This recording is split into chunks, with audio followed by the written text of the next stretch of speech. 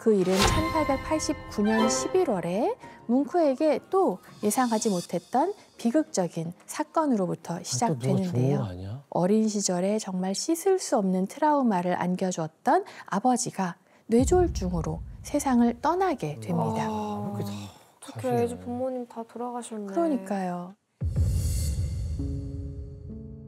그래서 아버지의 죽음 이후로 뭉크는 정말 그야말로 망가질 대로 망가졌다고 볼 수 있을 것 같아요. 가장 심각했던 건 그가 굉장히 극심한 자살 충동을 느끼고 있었다는 거죠. 자살 충동? 나는 죽음과 동거한다. 어머니, 누나, 아버지. 하루하루가 똑같다. 벽난로에서 타오르는 불이 내 유일한 벗이다. 최악의 경우 갑작스러운 충동을 이기지 못한 채 벽난로에 머리를 기댄다. 목숨을 끊어라. 그러면 모든 게 끝이다. 왜 사는가? 너무 우울한데? 진짜 어떡해. 네. 그러니까 이때는 뭉크가 이런 자살 충동뿐만이 아니라 온갖 강박에 시달려야 했습니다. 예를 들어서 이제 카페에 가면 주변 사람들의 시선을 의식하느라고 오래 앉아있지를 못했고요. 또 모자를 똑바로 썼다는 확신이 들 때까지는 집 밖으로 나가지도 못했다고 해요. 강박까지 있었구나. 그렇죠. 이창동 교수님, 이 뭉크가 아버지의 죽음을 겪고서 남긴 그림이 또 있다면서요? 이 시절에 그렸던 생클로의 밤이라는 작품을 함께 보시면 좋을 것 같은데요. 와, 어둡다. 생클루는 도시 이름이에요. 파리의 서쪽 언덕 위에 자리 잡고 있는 곳으로, 그래서 지금 창밖을 보시면 파리의 야경과 세네 강을 만나볼 수가 있습니다. 그런데 지금 창가에 앉아있는 한 남성의 모습을 보이시나요? 네. 아버지를 떠나고 난 이후 홀로 남겨진 자기 자신의 그 외로움을 표현한 작품이라고도 해석하기도 하고요. 또 어떤 이들은 뭉크의 아버지라고 해석하시는 경우들도 있어요. 우리 아버지가 정말 이렇게 가족들과 동화되지 못하고 세상과는 단절된 채 외롭게 사셨던 것은 아닐까라는 그러한 이야기를 그림으로 표현한 것은 아닐까라는 생각이 들기도 합니다.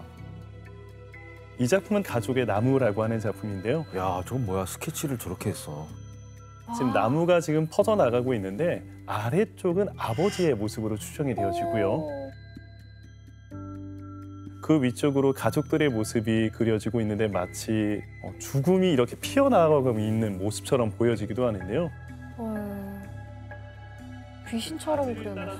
그 가지를 따라 쭉 가시다 보면 아래쪽에 교수대 밧줄이 걸려 있는 것을 확인할 수가 있어요. 와. 아마 저 남은 자리는 이제 나의 자리가 아닐까.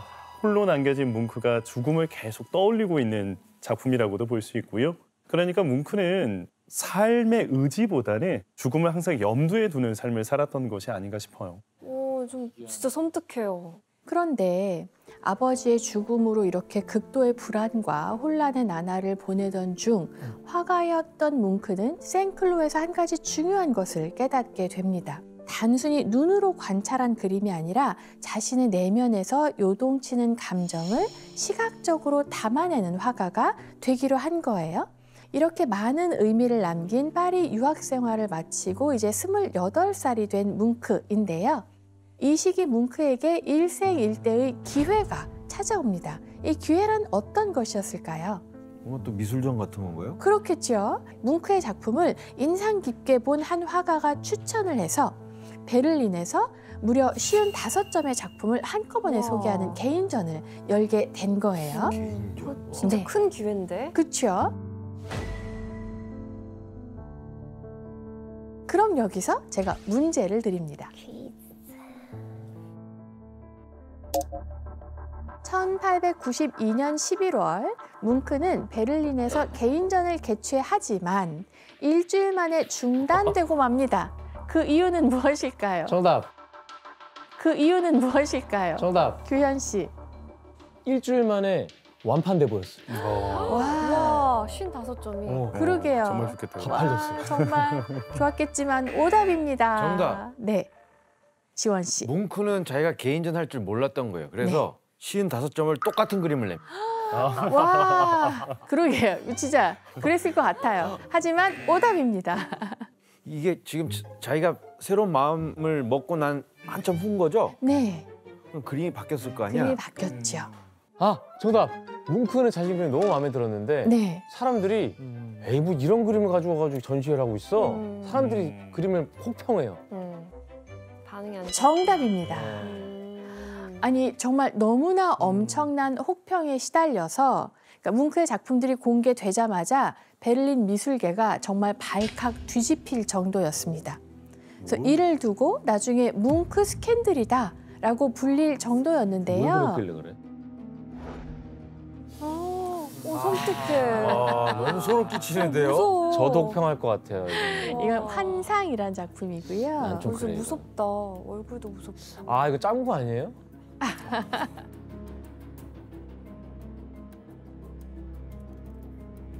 아하. 아니 저게 사람 얼굴 같기도 하고 좀 바위. 섬뜩해요. 그렇죠. 삐에로 얼굴 같기도 하고. 여러분들이 보시기에도 이 그림들이 어떻습니까? 한결같이 다 암울해. 암울해. 어. 이거 그렇죠? 보고 간 사람 기분 찝찝해서 돌아갈 거 아니야. 맞아요. 뭔가 기분이. 맞아요. 그러니까 당시 뭉크의 전시회를 찾았던 사람들이 악령이 들린 그림이다. 라면서 경악을 금치 못했고요. 그러니까 당시 신문 기사를 보면요, 바로 그대로 지옥의 그림이다. 보는 것만으로도 불길한 기운에 전염될지 모르니까 집에 안 걸고 싶을 거. 그렇죠. 관람에 주의해야 그쵸. 한다. 집에 안 걸고 싶어. 게다가 독일 프랑크푸르터 신문에는 완전히 미친 사람 하나가 그러니까. 고상한 부르주아 미술가들 사이에 난입했다. 아. 이러면서 이제 미술이 위험에 빠졌어. 이런 식으로 기사가 실렸습니다. 저 당시엔 뭔가 아름답고 예쁜 것만 그렸을 것 같아요. 그렇죠. 그러니까 동료 화가들도 이런 쓰레기를 당장 치워라 라고 화를 냈고 평론가들은 습작이라고도 할 수 없는 이런 졸작을 냈다 이런 반응을 보였습니다. 그러니까 심지어는 이건 미술도 아니야. 미술과 아무런 관계가 없어. 언급할 가치조차 없다는 이야기까지 근데 나왔습니다. 이런 거 지금 몇십억, 몇백억 할 거 아니에요? 그렇죠. 당시에 사놨어요. 교수님 근데 베를린에서 뭉크의 샀어야 그림이 되는데. 그렇게까지 혹평을 받았던 이유가 또 있나요? 뭉크의 전시회를 둘러싼 이런 격앙된 반응들은 다만 뭉크의 문제만은 아니었고 당시에 이미 굉장히 전통적인 아카데미 화풍하고 또 새로운 모더니즘 화풍이 충돌을 하고 있었는데 그 가운데 이제 뭉크가 불을 지폈다고 보시면 될 것 같아요. 독일 미술계에서 인정받고 있던 그림들을 한번 확인해 보겠습니다. 완전 다르네. 아. 근데 너무 이해가 되게 되시잖아요. 친정부적인 그림이네요. 그렇죠. 이 그림은 이제 안톤 폰 베르너라고 해서 전통 아카데미 화풍을 대표하면서 당시 독일에서 가장 성공한 화가였습니다. 그러니까 되게 사실적인 뭔가 그런. 그렇죠. 예. 굉장히 사실적인 역사화를 그려서 각광을 받았고요. 그럼 내가 봤을 때 그 추천한 사람이 아기가 있네. 너 한번 확 죽어봐라 하고서 추천한 것 같아. 싹을 자르려고. 이건 누가 그린 근데 거예요? 이게 그림이에요? 요거 그림이에요. 사진 같아. 아니 그렇죠. 이게 이게 바로 직관적으로 이해가 어떻게 되니까. 네, 요거는 진짜 신기하다. 뭉크와 같은 선생님 아래서 공부했고요. 그 당시에 인기가 굉장히 많았던 구스타프 벤첼이라는 화가의 작품입니다. 아 최소한 성이라도 있잖아요. 그래요. 성이라도 보이잖아. 모더니즘 화풍이란 어떤 미술의 발전이 상대적으로 굉장히 더뎠습니다. 그러니까 특히 독일에서 뭉크가 이런 그림을 선보였을 때 더 충격적인 반응을 이제 받을 수밖에 없었겠죠. 근데 비교해서 보니까 확실히 아예 다르네요. 너무 너무 다른데 그 전시회 중단은 뭐 누가 어떻게 뭐 이렇게 이루어진 거예요? 이렇게 이제 사람들이 막 논란을 하니까 당시 이제 미술협회라는 게 있었거든요. 이제 베를린 미술협회의 회원들이 투표를 하게 된 거예요. 폐쇄에 대한 찬성이 120표, 반대가 105표가 나왔어요. 그래서 뭉크의 개인전은 결국 일주일 만에 중단이 됐고 이것이 뭉크 스캔들이라고 불리는 사건의 전말입니다. 그런데 자신과 작품을 둘러싼 이렇게 격렬한 반응에 대해서 뭉크는 어떻게 생각했을까요? 대충 만족했을 것 같은데. 그래도 일주일이나 했잖아요. 원래 한 10일 돼 있는 거 아니에요? 한 3일 일찍 닫은 거 아닌가? 자, 뭉크가 이 일을 겪고 이모한테 보낸 편지가 있는데요. 규현 씨가 한번 읽어주세요. 제게 일어날 수 있는 최고의 일이었어요. 오. 이보다 더 좋은 광고는 바랄 수도 없답니다. 거봐, 좋아하잖아, 거봐. 이제 전시가 개막되고 새로운 경향 때문에 이성을 잃은 끔찍한 원로 화가들이 많기 때문에 제 전시가 엄청난 분노를 사고 있답니다. 하지만 젊은 화가들은 모두 제 그림을 아주 좋아해요. 와, 이 편지 내용 중에서 중요한 거 하나가 젊은 화가들이 뭉크의 작품을 좋아했다는 겁니다. 그리고 확 각인됐을 것 같아. 네. 이렇게 그리는 누구야 하면서. 그러니까요. 그러니까 이 일을 계기로 해서 독일의 혁신적인 신진 화가들이 모여서 기존의 미술을 거부하고 또 정부와 황실이 규제하는 어떤 제도권 미술로부터 벗어나겠다는 의미로 집단적인 행동을 하기 시작해요. 그래서 베를린 분리파라는 그룹을 만들게 됩니다. 이창영 교수님, 이 뭉크 스캔들이 뭉크에게는 정말 중요한 사건이었겠어요. 뭐 보시면 아시겠지만 이보다 더 좋은 광고 효과가 없었던 거죠. 엄청난 노이즈 마케팅이 돼버린 거고요. 사건 이후에 뭐 덴마크라든지 스웨덴에서 연달아서 전시를 열게 되고 나중에는 다시 베를린으로 돌아와서 전시를 또다시 열게 돼요. 그리고 다시 열었던 베를린 전시회에서는 이제 엄청난 인기를 누리게 되는 거죠. 같은 그림으로요? 네. 어? 아까 보시면 아시겠지만 분명히 베를린 내에서도 현대미술, 모더니즘을 갈망하는 화가들이 있었거든요. 사건으로 인해서 뭉크는 유럽 모두가 알게 되는 화가로 이제 격상돼 버리는 그런 사건이었다고 볼 수 있죠. 클래스가 달라져 버렸네. 쪽 미술 쪽 그 소비자들 귀가 얇아. 어떻게 상당히 귀가 얇은 것 같아. 이렇게 뭉크 스캔들로 뭉크는 그때 독일에서 가장 유명한 스타 작가가 된 동시에 표현주의라는 새로운 미술사조의 선구자격이 됐습니다. 눈에 보이지 않는 내면의 감정들, 불안, 공포, 아니면 기쁨 이런 화가의 감정을 굉장히 강하게 드러내는 거예요.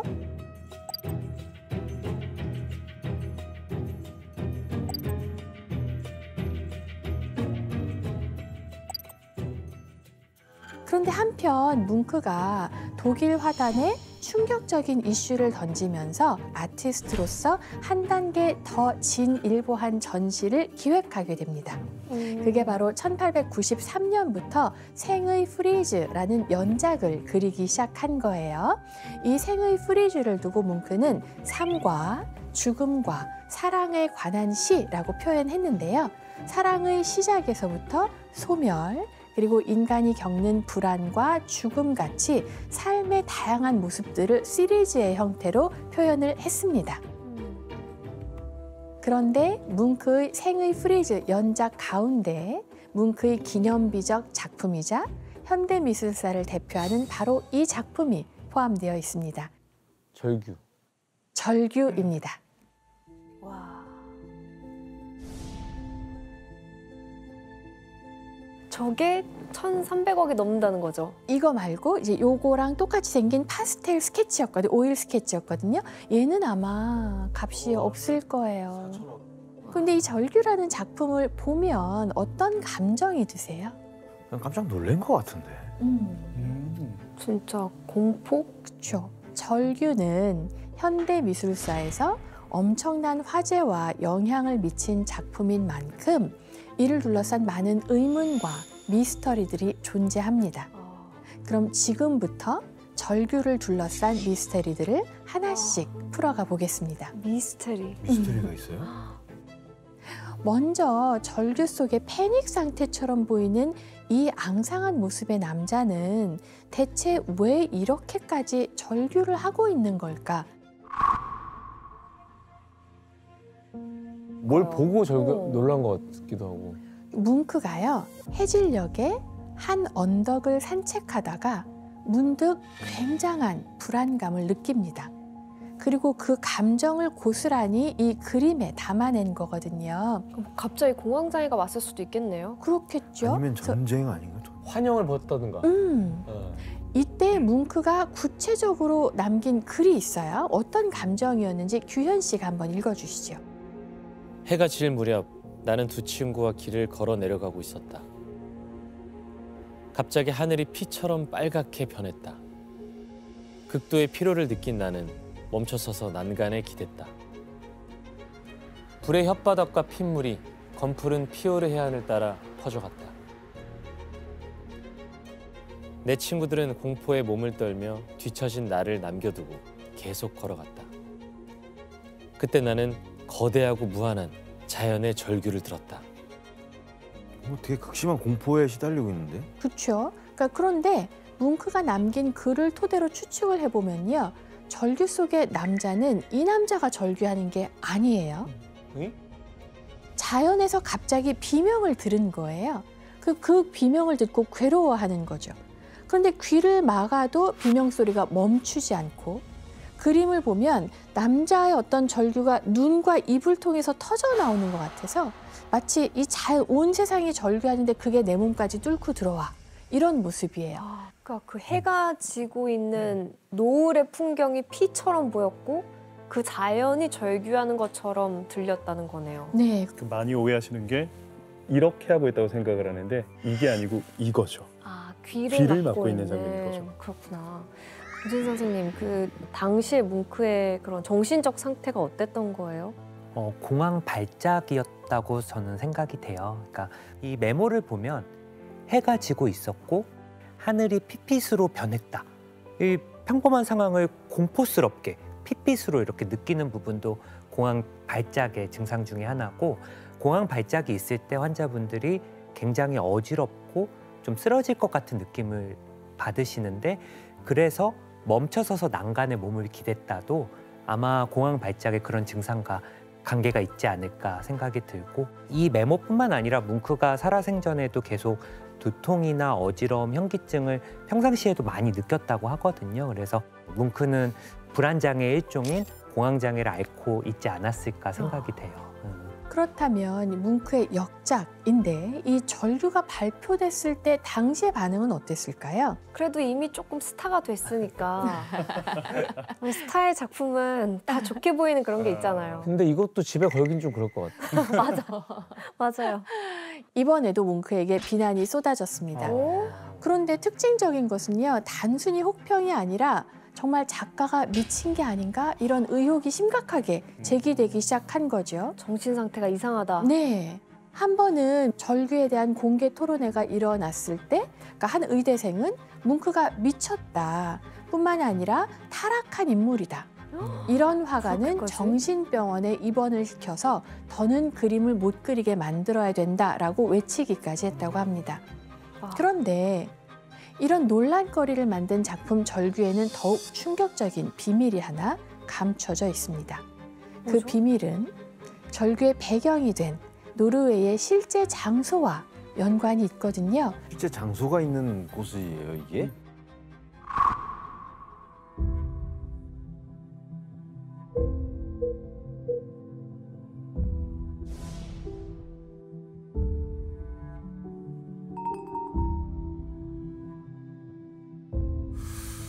저기서 실제 노을을 보면 정말 저렇게 보여요.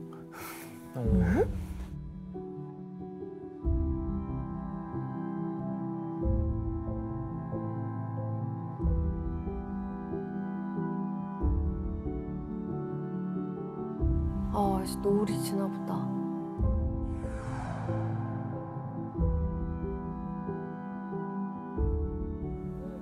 네, 이 에케베르크 언덕이라는 곳입니다. 그런데 이 에케베르크 언덕을 뭉크가 절규에서만 그린 게 아닙니다. 저기 자주 갔나 보다. 오. 절망, 절규, 같은 장소구나.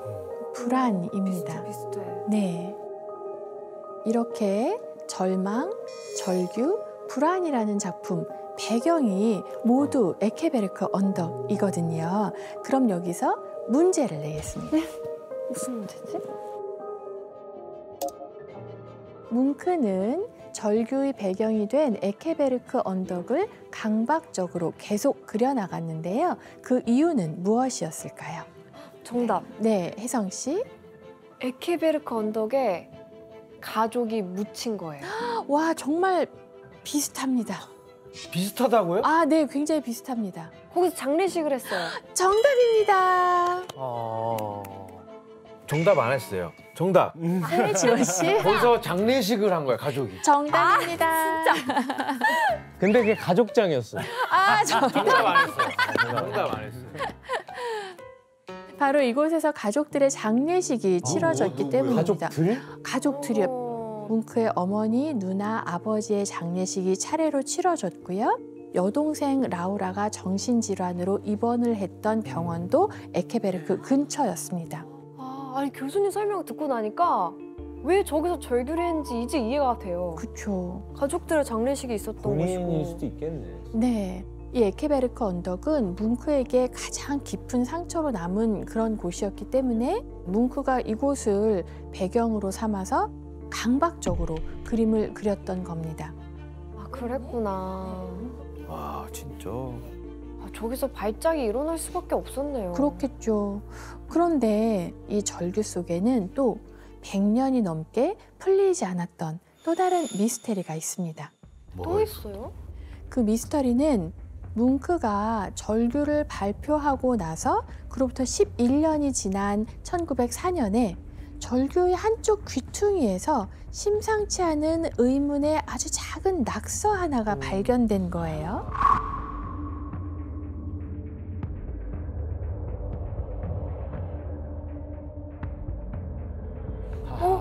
낙서? 그 뭐야? 미친 사람만이 그릴 수 있다. 와. 근데 저거를 누가 썼다는 거예요? 절규가 이제 덴마크 코펜하겐에서 전시가 되고 있었는데요. 그때 낙서가 발견된 거예요. 그래서 사람들은 뭉크를 싫어한 어떤 관람객이 뭉크가 미쳤네 이러면서 작품을 훼손하려고 이제 일부러 거기다 써 넣었다라는 추측이 정말 지배적이었습니다. 그럴 수도 있다. 근데 그 시체를 보면 알 수 있지 않을까요? 그렇죠. 그게 2021년에 낙서를 한 사람이 누구였는지 드디어 밝혀졌습니다. 와. 누구였을까요? 본인. 정답입니다. 낙서의 주인공은 다른 누구도 아닌 그림을 그린 뭉크 자신이었거든요. 너무 소름이야. 네. 그래서 2021년 오슬로 국립미술관에서 적외선 촬영 기법을 통해 필체를 지금 보시는 것처럼 뜨게 됐고요. 기존에 남겨진 뭉크의 필체와 비교를 해보니 이건 99.9% 뭉크의 필체가 확실하다라고 현재 결론이 내려진 상황입니다. 교수님 그러면 뭉크가 자기 자신을 미친 사람이라고 표현한 이유가 있어요? 정확한 이유를 우리가 알 수는 없겠지요. 그런데 절규를 그리고 나서 뭉크가 그때 느꼈던 심경을 또 고백한 내용이 있습니다. 몇 년 동안 나는 거의 미쳐 있었다. 광기에 대한 공포가 비틀린 고개를 쳐들던 시기였다. 피 속에서 자연이 절규하고 있었다. 나는 한계점에 와 있었다. 엄청 고통스러워했던 것 같아요. 네. 저 시기에. 정말 말씀하신 것처럼 뭉크 자신도 내가 그냥 광기에 사로잡힌 미친 사람이다 이렇게 인정을 하고 있었겠죠. 그래서 자기의 작품에도 그런 낙서를 남겼던 것 같습니다. 이렇게 스스로 미친 사람이라고 일컬을 정도로 우울과 불안의 감정에 시달렸던 뭉크가 유달리 집착하는 것이 있었습니다. 그래서 제가 여기서 문제를 드립니다. 집착. 불안과 강박에 시달리던 뭉크는 작품이 팔릴 때마다 이 행동을 하는 독특한 습관이 있었는데요. 어떤 것일까요? 작품이 팔릴 때마다? 네, 이상한 행동이에요, 이게? 좀 특이한 행동이죠. 정답! 네, 규현 씨. 물건 작품 팔았잖아요. 네. 팔았는데 그 앞에 찢어버려요. 그 미친 거 아니에요? 그럼 돈을 내뱉던지. 오답입니다. 사는 사람들은 안 좋아했을 것 같아요. 아, 정답. 네, 혜성 씨. 작품이 팔릴 때마다 자기 작품의 복제본을 만들어놔요. 정답이? 정답입니다. 그림이 양아치네. 양아치 수법 아닌가요? 그러니까 또 만들어. 가치를 뚝뚝뚝 떨어뜨리는. 그림이 팔리면 그 그림을 다시 그리는 거예요. 왜 그러는 거야, 진짜? 왜 그러는지 모르겠죠. 또 팔라고? 아니요. 재팔라고 하는 건가? 이 작품이 너무 좋은 거예요. 떨어지기 싫은 거예요, 사실은. 애착. 자기 작품에 굉장히? 집착하는 거죠. 아. 그래서 또 팔리면 또 하나를 그래서 갖고 있는 거예요. 그러니까 아까 절규도 여러 버전이 있었잖아요. 얼마나 절규가 많은지 한번 보실까요? 그래서 많아요? 계속 팔렸나 보다, 결국가. 석판화도 있고 파스텔, 크레용, 그리고 잘 알려진 유화 버전이 있고 드로잉, 와. 템페라 이런 버전까지 다양한 절규의 버전을 이렇게 보여드리고 있는데요. 근데 이거 다 뭉크가 그린 거야? 네, 저는 뭉크가 이런 작품을 그린 이유가 어떻게 보면 자신의 어떤 불안이나 공포를 달래기 위한 수단으로 그림을 그린 것 같아요. 안정감을 위해서. 그렇죠. 그러니까 저희는 이거를 승화라는 방어 기제라고 설명하는데 예를 들어 이제 나의 힘든 어떤 갈등이나 어떤 슬픔을 예술 활동을 통해서 달래기 위한 거를 승화라고 하는데 뭉크는 내가 이런 불안이나 공포를 해소하기 위한 수단이 그림이었던 것 같아요. 그래서 특히 절규 같은 그림은 반복적으로 그린 게 아닐까 생각이 좀 들어요. 뭔가 아픈 기억만 많이 그린 것 같은데. 그렇죠. 그러니까 그 기억밖에 안 남은 것 같아요. 그리고 그거를 해소를 해야 되니까. 게다가 뭉크는 자기의 작품이 팔리는 걸 병적으로 싫어했다고 합니다. 그래서 이미 팔려나간 자기 작품을 막 그리워해서 이미 그림을 구입해간 사람에게 가서 그림을 다시 빌려오기까지 했다고 하죠. 와. 자기 작품과 분리불안증이 있는 거예요. 약간 그런 느낌. 뭉크의 절규는 여러모로 세상을 떠들썩하게 한 역사적인 명작으로 남았습니다. 하지만 뭉크가 남긴 명작이 절규만 있는 건 아니지요. 또 있어요? 그의 대표작들 중에는 다음과 같은 작품들이 있습니다. 이건 뭐야? 흡혈귀라는 작품이고요. 흡혈귀. 네, 혈기? 이거는 마돈나입니다. 마돈나. 우리가 아는 마돈나요? 네, 성모 그 마리아요. 아. 그리고 죽인 거 아니에요? 네, 마라의 처음 죽음이라는 그런 작품인데요. 일단 제목부터 흡혈귀, 마라의 죽음 이렇게 심상치가 않습니다. 그림 보니까 어떤 느낌이세요? 뭔가 빨간색 피가 많이 나와요. 네, 진짜 악마에 씌였다고 할 법하네. 그렇죠. 사실 이 작품들에는 광기와 불안으로 점점 미쳐가는 뭉크의 정신 상태가 반영이 되어 있어요.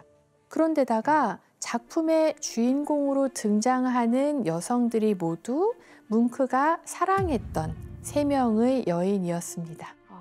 왜 이 3명의 여성들이 이런 모습으로 나타났고 그를 더 미치게 만들었던 것일까요? 먼저 뭉크의 첫사랑은 밀리 타울로브라는 여성이에요.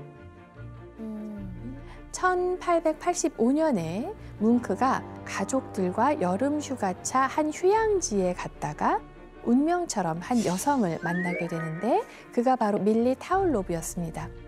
당시에 밀리는 사교계를 주름잡는 요즘 말로 셀럽이었고요. 신여성이었습니다. 스타일이 되게 모던해 보여요. 그렇죠. 샤넬 스타일이네요. 네. 그럼 당시에 밀리를 만났을 때 21살 청년이었던 뭉크는 어떤 모습이었을까요? 실제 뭉크예요? 네, 이게 20대 초반의 청년 뭉크의 모습입니다. 이렇게 풋풋한 모습으로 어린 청년이 시작한 첫사랑은 사실 처음부터 굉장히 위태로웠습니다. 심지어 밀리는 20대 청년 뭉크를 여성 혐오주의자로 만들었습니다. 어떡해. 그 이유는 뭐였을까요? 아, 남편이나 애인이 있었어요. 아우, 그렇죠. 이미 밀리는 유부녀였습니다. 그래. 금단의 사랑을 시작한 뭉크는 그녀에게 정신없이 빠져듭니다. 그래서 둘은 계속해서 밀회를 이어나가면서 불륜을 저질렀구나. 그렇죠. 그리고 뭉크는 첫사랑의 경험을 이렇게 회상합니다. 나는 회백색 해변을 따라 내려갔다. 이곳은 내가 처음으로 육체적 사랑이라는 새로운 세상을 배운 곳이었다. 그전까지 한 번도 알지 못했던 눈빛의 신비로운 마력을, 그리고 경험해 보지 못했던 키스의 중독성을 알게 됐다. 예, 네. 키스를 중독적으로. 그 처음이었나 봐요. 예. 그러니까 너무나 막 짜릿하고 막 달콤하고 막 이런 첫사랑의 어떤 감정이 느껴지는데 두 사람은 1891년까지 6년 동안 불륜 관계를 이어갔는데요. 와, 오래 만났다. 그렇죠. 근데 뭉크는 정말 밀리가 언젠가는 이혼을 하고 자기에게 와줄 거라고 기대하고 있었어요. 그런데 드디어 밀리가 이혼을 했습니다. 뭉크가 그렇게 바라던 순간이었겠죠. 그런데 그 뒤에 뭉크는 충격에 빠져요. 왜였을까요? 다른 남자가 또 있었어요. 네. 이렇게 규현 씨가 이걸 유난히 잘하셔. 이쪽 전문가. 약간 피카소 때 좀 잘하셨어요. 예, 이쪽입니다. 저. 네. 밀리가 뭉크가 아닌 다른 남자와 재혼을 하고 만 거예요. 아유, 저 여자가 문제야 저는. 그러니까 뭉크는 자기가 그녀에게 그냥 외도 상대에 불과했다고 깨닫고 나서 정말 큰 상처를 받습니다. 저 가지고 논 거잖아요. 네. 아이고, 어떡해. 뭉크 인생에서 가장 큰 상처를 주었던 여자가 밀리거든요. 그러다 보니 이 여자와의 사랑이 끝나고 난 이후에도 평생에 걸쳐서 이 밀리와 관련된 감정을 표현한 작품들이 좀 많아요. 그중에서도 이별이라는 작품인데요. 두 사람이 처음 만난 게 여름이잖아요. 그래서 지금 밀리는 그림 속에서 여전히 한 여름밤의 여신과도 같은 아름다운 모습으로 등장을 하고 있지만 뭉크는 화면 구석에서 그녀에게 시선조차 받지 못하고 있는 장면으로 표현되어 있죠. 자신의 고통스러운 감정을 표현하고 있는 것이 아닐까라는 생각이 드네요. 마음이 아파. 교수님, 그러면 이 첫사랑이 잘 안 풀리면서 뭉크는 어떻게 됐나요? 한마디로 얘기하면 밀리와의 사랑이 잘 이루어지지 않아서 뭉크는 흑화합니다. 흑화. 이때부터 여성을 이제 약간 두려워하고 그리고 혐오하기 시작하는 거죠. 아유. 그래서 이러한 뭉크의 여성에 대한 생각이 잘 드러난 작품이 아까 여러분 보신 흡혈귀라는 작품이고요. 흡혈귀. 와. 근데 여러분 눈에는 지금 이 두 남녀가 어떤 모습인 걸로 보이세요? 피가 나오고 있으니까 목을 뜯고 있는 건가요? 그러니까 사실은 피가 아니라 머리카락. 머리카락이거든요. 아, 그래요? 이 작품을 감상한 뭉크의 어떤 지인이 마치 흡혈귀가 남자의 목을 물고 피를 빨고 있는 것처럼 보인다라고 이야기를 해서 그때부터 이 작품의 제목이 흡혈귀가 됐습니다. 그래서 뭉크는 흡혈귀라는 작품을 통해서 여성이 쾌락을 주지만 동시에 고통과 공포를 가져다주는 존재로 표현을 한 거죠. 이렇게 팜무파탈이었던 유부녀 밀리와의 첫사랑 때문에 여성에 대한 두려움을 넘어서 여성 혐오자가 된 뭉크인데요. 그런데 뭉크의 두 번째 사랑은 이번에는 뭉크를 질투의 화신으로 만듭니다. 그 두 번째 사랑의 주인공이 다그니 율이라는 여성이었습니다. 다그니 율은 뭉크의 먼 친척이었는데요. 그녀가 피아노를 공부하려고 베를린에 오게 되면서 이제 베를린에서 다시 만난 거예요. 뭉크는 우아하면서도 신비로운 매력을 가진 다그니 율을 사랑하게 되고 또 그녀와 잠깐 사귀기도 합니다. 그런데 당시의 다그니 율은 여러 남성 예술가들의 선망의 대상이었고 또 그들의 뮤즈였어요. 그럼 교수님 이게 두 번째 사랑 때문에 뭐 어떤 상처가 있었죠? 이번에는 세 사람의 엇갈린 사랑 때문에 뭉크가 좌절을 맛보게 됩니다. 사실 다그니 율은요, 나중에 뭉크의 친구였고 시인이자 극작가였던 푸시비셰프스키라는 사람과 사랑에 빠집니다. 뭉크의 친구랑 사랑을 그렇죠. 했어요? 삼각관계야 이번엔. 네. 그런데 이제 사랑에 빠지고 얼마 지나지 않아서 그러니까 푸시비셰프스키랑 결혼까지 해버려요. 그러니까 이제 내가 사랑했던 사람이 친구의 아내가 된 거잖아요. 이런 다그니 율을 바라보는 뭉크의 심정이 어땠을 것 같으세요? 그냥 뭐 짝사랑 아니에요? 그러니까요. 뭐 어쩔 수 없지 뭐. 어쩔 수 없구나. 이때 뭉크의 심정을 짐작할 수 있는 그림이 하나 있습니다. 그걸 한번 같이 보실까요? 뭐야, 다 벗고 있네요? 그렇죠. 알몸이 다 드러낸 여성이 있는데 이게 다근이고요. 오른쪽에 정말 얼굴이 크게 보이는 이 남자 감정이 어떤 것 같으세요? 분노하는 것 같아요. 그렇죠. 떨떠름해요. 네, 이게 바로 질투 아니겠어요? 작품의 제목이 질투거든요. 그런데 사실 이 그림이요, 실제 상황과 다르게 묘사가 되어 있습니다. 네? 다그니의 앞에 뭉크가 서 있습니다. 이 그림 속에서는 이 둘이 연인 사이예요. 그리고 그런 그들을 지켜보면서 질투에 사로잡힌 이 남자가 실제로는 다그니의 남편인 프시비셰프스키라는 거죠. 그래서 뭉크는 자기가 처해 있는 현실과는 전혀 반대로 그림을 그려서 질투에 사로잡힌 자기의 감정을 역설적으로 드러냈죠. 이렇게 뭉크를 질투에 사로잡히게 만든 두 번째 사랑, 다그니유를 뮤즈로 삼아서 자신의 대표작을 완성하는데 그게 바로 마돈나입니다. 근데 여러분 눈에는 이 그림이 어떻게 보이세요? 미친 여자 같이 보여요. 그렇죠. 옷을 벗고 너무 당당하게 몸을 드러내고 있으니까 눈빛도 좀 그렇고, 사실 작품의 제목인 마돈나는 성경에서 성모 마리아를 뜻하지만 뭉크는 이 작품에서 마돈나를 성녀인 동시에 남성을 파멸로 이끄는 메두사의 이중적 이미지로 표현하고 있습니다. 이를 통해서 여성에 대한 사랑, 이걸 갈망하면서 또 동시에 두려움을 느끼는 자기의 감정을 드러냅니다. 듣다 보니까 또 이 뭉크의 작품 활동에 있어서 굉장히 여성이 큰 영향을 많이 미쳤네요. 네, 그런데 이제 만나게 될 세 번째 사랑이야말로 그의 인생을 송두리째 뒤흔들었다고 해도 과언이 아닙니다. 아, 끝판왕인가요? 끝판왕이 있습니다. 이 세 번째 여인이야말로 뭉크를 미쳐버리게 만든 스토커였거든요. 스토커? 뭉크의 세 번째 여인은 툴라 라르센이라는 인물이었습니다. 아니, 이번에는 여자가 더 좋아했던 거예요? 약간 그랬나 봐요. 많이 좋아했나 봐요. 이 세 번째 사랑을 회상하면서 뭉크가 남긴 글이 있는데 규현 씨 한번 읽어주시죠. 그때 세상 경험이 많은 한 여성을 만나 나는 호된 체험을 했다. 나는 불행하게도 열정적인 사랑으로 고통을 받았으며 몇 년간 광기에 가까운 상태였다.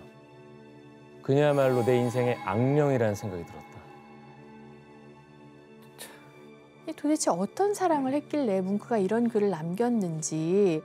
1898년에 두 사람이 만났을 때 뭉크는 34살이고 툴라는 29살이었습니다.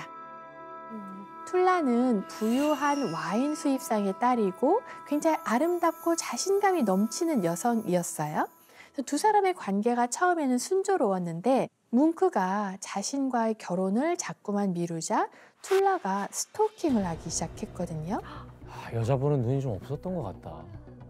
뭉크가 유럽 대륙을 횡단하는 1년간의 여정을 진행하고 있을 때도 툴라는 뭉크를 따라다니면서 주변의 거처를 정하고 계속해서 전화하고 계속해서 편지 보내고 이렇게 공세를 퍼붓는 거죠.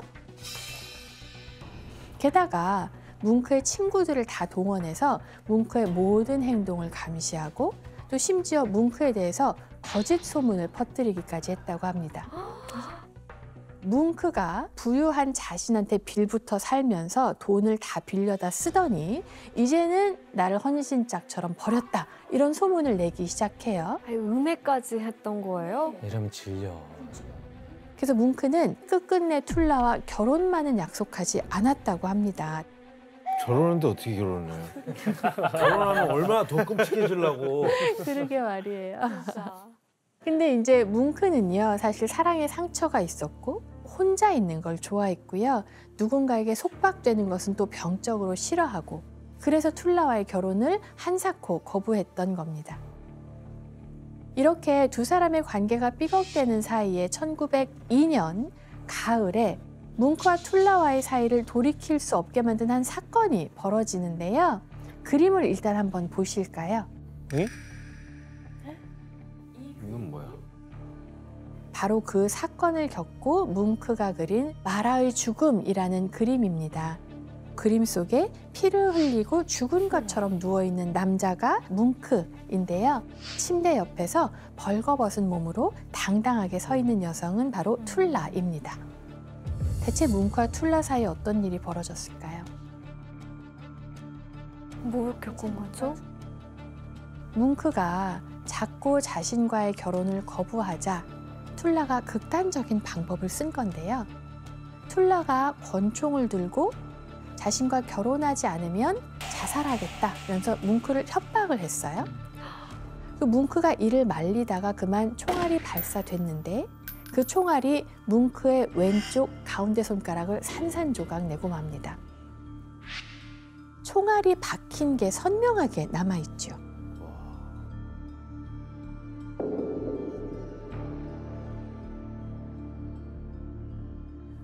어떻게?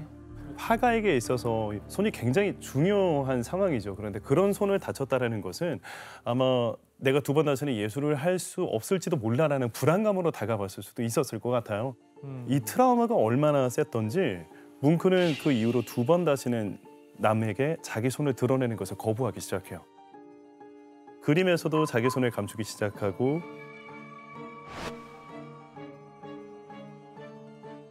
사람들을 대할 때는 언제나 장갑을 낀 상태로만 만났었다라고 해요. 그게 콤플렉스가 됐나 봐요. 그런데 사실 이 사건의 결말이 더 충격적인 데는 또 다른 이유가 있습니다. 이렇게까지 하고 3주 뒤에 툴라가 새로운 남자를 만나 파리로 떠나버렸습니다. 결혼 안 해주면 자살하겠다던 사람이 다른 남자를 만났어요? 그 남자도 직업이 화가였다고 해요. 그러니까 이제 뭉크는 툴라와의 총격 사건으로 정말 붕괴되고 말았다고 보시면 될 것 같아요. 자, 이렇게 20대 초반부터 30대 중반까지 새 여인을 만나면서 사랑의 상처로 고통받은 뭉크는 온갖 공포증에다가 피해 망상에까지 시달렸는데요. 예를 들어서 광장 공포증에 시달려서 벽에 바짝 붙어서 인도 안쪽으로만 걸어 다녔다고 하고요. 급기야는 충동적으로 주변 사람들을 총으로 위협하는 일까지 생겼다고 해요. 뭉크와 갈등이 있었던 한 예술가가 밤에 뭉크를 찾아온 적이 있었는데 뭉크는 그를 보자마자 대화도 시도하지 않고 바로 총을 발사했다는 거죠. 다행히 죽진 않았지만 이 사건을 비롯해서 뭉크가 벌인 총격 사건만 3차례가 될 정도로 뭉크의 정신 상태가 나락에 빠졌습니다. 그래서 더는 기댈 곳도 없던 뭉크가 매일매일 술에 빠져 살면서 그 공포심을 달래고자 했습니다. 알코올 중독까지 생긴 거예요? 네. 그런데 뭉크도 이때는 자기의 정신 상태가 이제 심상치 않다는 거를 깨달았던 것 같아요. 여기서 또 문제를 드립니다. 당시 자신의 정신 상태가 심각하다는 사실을 깨달은 뭉크는 이것을 결심하는데요. 어떤 일이었을까요? 정답. 네, 규현 씨. 정신병원 입원을 결심해요. 정답입니다. 정답입니다. 그래요? 네, 자, 이게 되네. 자기의 정신 상태가 예사롭지 않다고 생각한 뭉크는 1907년 44세 나이로 코펜하겐행 열차에 몸을 실었습니다. 바로 정신병원에 입원하기 위해서 길을 떠난 거였는데요. 이거는 자기가 존경했던 고흐랑 되게 비슷한 점이네요. 그쵸, 고흐도 그쵸. 자기 발로 네. 입원을 했었잖아요. 네, 그렇게 해서 뭉크가 정신병원에 입원을 했고 약 7개월간 장기 입원을 합니다. 이게 야콥슨의 진료실에 있는 뭉크라는 작품인데요. 뭉크가 어떤 치료를 받고 있는 것 같으세요? 어떤 치료? 전기 치료 같은 거. 저기 선이 연결돼 있네요. 네, 전기 치료라고 합니다. 그래서 당시 주치의였던 야콥슨 박사가 뭉크에게 알코올 중독에 의한 마비성 치매다라는 진단을 내렸어요. 그 치료 방법으로는 충분한 수면, 휴식, 마사지, 그리고 약간의 전기 치료를 가했다고 합니다. 근데 좀 힘들어하지 않았을까요? 이걸 온전히 다 받아들였나 잘? 힘들어하진 않았던 것 같아요. 그 시기에 뭉크가 자기의 후원자에게 보낸 편지가 있는데 그걸 보면 또 알 수가 있거든요. 규현 씨가 내용을 한번 읽어주세요. 참 자료를 많이 남겨놓으셨네. 정신질환이 나의 인생을 지옥으로 떨어지게 만든 측면이 있으나 예술가로서의 활동에는 아주 좋은 것 같다. 불안과 질병이 없었다면 내 인생은 방향을 잃고 떠드는 배와 같았을 것이다. 그래서 정신질환에 대한 뭉크의 태도가 이제는 어떻게 돼요? 그냥 긍정적인데. 그렇죠. 그러니까 어떻게 생각하면 뭉크의 생애 내내 그림자처럼 자기를 따라다니면서 괴롭히던 불안, 고통 이런 게 화가로서는 작품 활동을 하는데 원동력이 되었다. 그 자신도 인식하고 있었던 것 같아요. 그래서 이렇게 뭉크는 한동안은 정신병원에서 치료를 받아야 되는 상황이 됐지만 그와 동시에 화가로서는 명예로운 일들도 일어납니다. 1908년 뭉크의 작품을 아꼈던 그의 절친이 노르웨이 국립미술관 초대 관장으로 부임을 하게 되거든요. 그래서 뭉크의 주요 작품들이 미술관에 팔리고 소장품이 됩니다. 또 노르웨이 국왕으로부터 기사자귀까지 수여를 받았거든요. 악마의 화가라고 비난을 받았던 뭉크가 이제 고국 노르웨이를 대표하는 화가가 됐습니다. 그러면서 새로운 영역에 다시 한번 도전하게 됩니다. 바로 1911년에 오슬로 대학 설립 100주년을 맞아서 벽화 공모전이 열렸고 뭉크가 이 공모전에 도전을 하는데요. 이 공모전을 통해서 세상에 새롭게 선보이게 된 작품이 바로 태양입니다. 오, 느낌이 완전 다른데요? 눈이 부셔요. 네, 진짜 태양 같아. 뭉크는 태양을 통해서 미래의 희망과 에너지를 표현하고 있습니다. 사실 우리가 처음 오늘 이야기 시작할 때도 뭉크 하면 절규만 많이 떠올리시는데 제가 예전에 노르웨이 살 때 친구들한테 잠깐 물어봤더니 오히려 현지인들은 절규보다 이 작품을 더 좋아한대요. 그래서 1000크론의 화폐 앞면이 뭉크였고요. 뒷면이 이 작품이 그려져 있을 만큼이나 노르웨이 사람들도 굉장히 좀 좋아하는 작품으로 알려져 있어요. 이 그림을 그릴 때쯤이 노르웨이가 독립한 지 얼마 되지 않은 상황이다 보니까 아무래도 뭉크는 자신의 조국이 적게 떠오르는 태양처럼 희망찬 미래로 나아가기를 바라는 마음을 담아서 그렸던 작품이지 않을까라고 생각하시면 돼요. 이렇게 뭉크가 남긴 태양처럼 이 시기 화가로서의 뭉크의 명성 역시 정말 밝게 빛이 났습니다. 1912년 독일 쾰른에서 분리파 전시회가 열렸는데 유럽 전역에서 진보적인 미술가들이 참여를 하면서 최초의 국제적인 현대미술전과 같은 성격을 띠게 됩니다. 이때 뭉크는 반 고흐, 세잔, 고갱 등과 함께 표현주의의 선구자로 인정을 받으면서 이들 중에서 유일한 생존 작가로 전시실 하나를 통째로 배정받아서 32점의 작품을 선보입니다. 이제 49살이 된 뭉크가 표현주의의 거장으로 떠오른 순간이었죠. 우와. 그래서 이후로 뭉크는 에켈리라는 곳에 정착을 해서 쉴 새 없이 그림을 그렸고 죽을 때까지 철저하게 고립된 생활을 합니다. 그런데 74살이 된 노년 뭉크의 삶이 역사의 소용돌이에 휩싸이게 되죠. 자, 그럼 여기서 제가 문제를 드립니다. 1937년 뭉크는 이 사람의 타깃이 되면서 그의 작품들이 비난과 조롱을 받게 되는데요. 이 사람은 누구일까요? 정답. 규현 씨. 히틀러? 정답입니다. 와, 2연타. 왜 이렇게 막 맞추는 거예요? 네? 지금 누구한테 엄지 드는 거예요? 시청자분들께. 시청자분들한테요? 네. 1933년에 독일의 나치 정권이 들어서면서 뭉크가 히틀러의 타깃이 되고 만 거예요.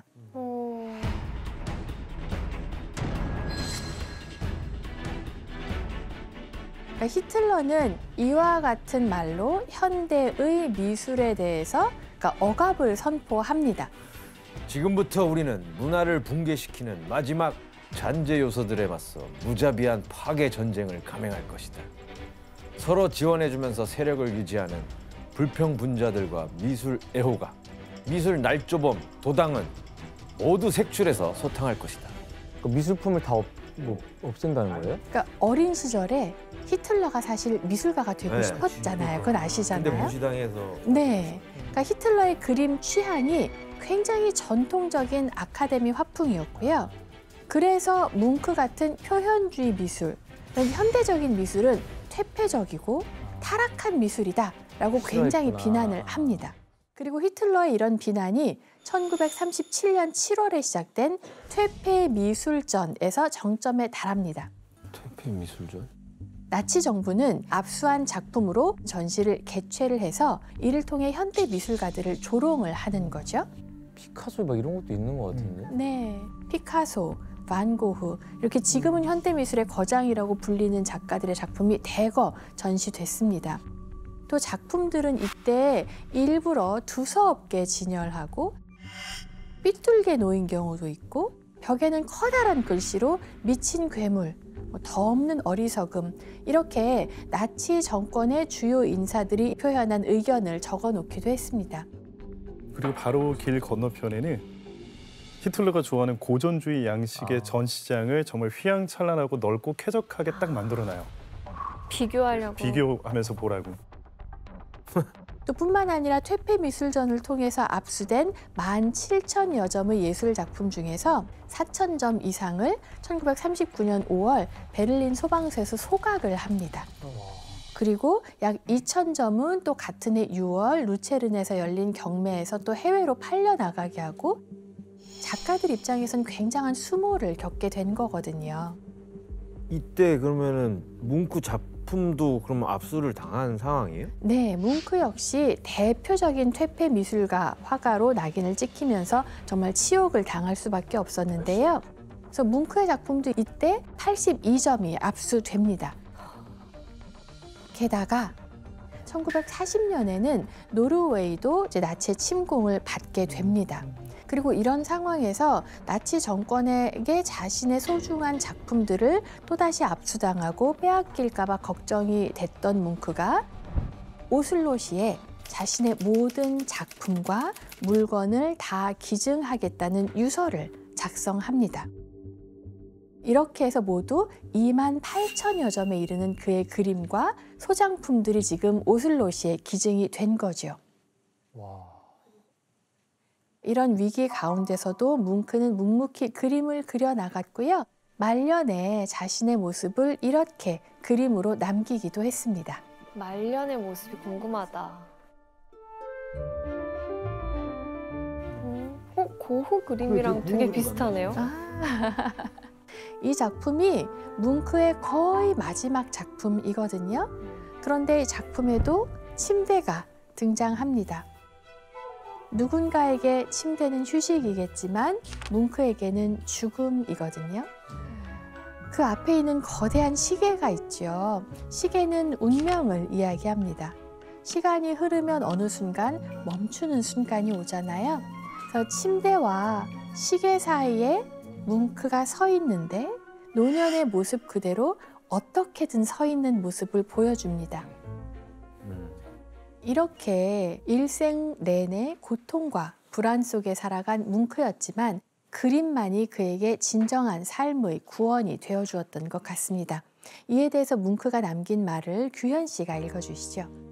내가 깊은 절망에 빠져 있을 때조차도 그림을 그리고 있으면 뭔가 이상하게 마음을 진정시키는 평화가 나를 감싸곤 했다.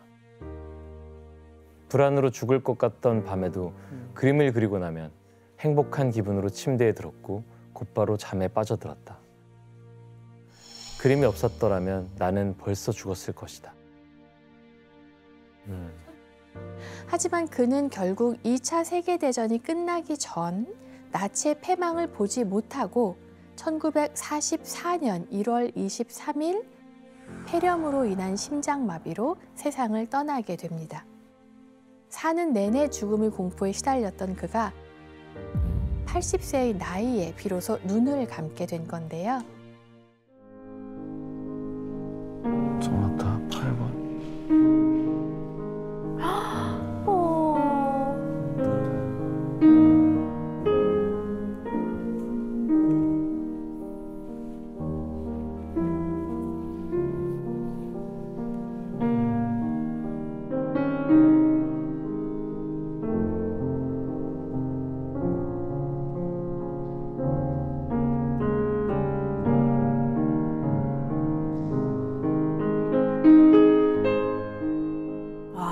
들어보니까 어떠세요? 저는 지금 음악적으로도 베토벤이 더 천재 같아요. 모차르트보다. 왜? 어떻게? 그냥 음악이 더 사람의 심금을 울리는 게 있는 것 같아요. 뭐 그건 뭐 혜성 씨가 그럴 수 있지만 저희의 의견은 아닙니다. 근데 그만큼 너무 아름다워요. 이 곡은 1798년 베토벤이 28살에 작곡한 피아노 소나타 8번 비창이란 부제를 가지고 있는데요. 이때부터 우리에게 이제 비로소 그 잘 알려진 베토벤의 음악들이 탄생을 해요. 그래서 비창 소나타를 두고 거장의 탄생을 알리는 예고편이다라고는 별칭으로 부르기도 합니다. 미쳤다. 교수님 이제 빈의 귀족들을 이제 음악으로 홀려놨잖아요. 좀 고민이었던 생계 걱정은 전혀 안 해도 되겠네요. 네, 베토벤의 수입은 크게 5종류로 정리가 되는데요. 우선 작곡 의뢰, 또 악보 판매, 공연 수익, 개인 레슨비, 또 귀족으로부터의 연금으로 경제 생활을 영위했습니다. 거의 뭐 1인 에이전시네요. 그렇죠, 1인 기획사였던 거죠. 그런데 베토벤에게 많은 수입을 벌어다 준 효자 품목이 또 따로 있었는데요. 그 악보 판매입니다. 그 이전까지 악보는 작곡가가 곡을 쓰면 자기 자신이나 혹은 그 필사가가 악보를 하나하나 베껴야 됐었거든요. 그래서 이제 필사본이라고 하죠.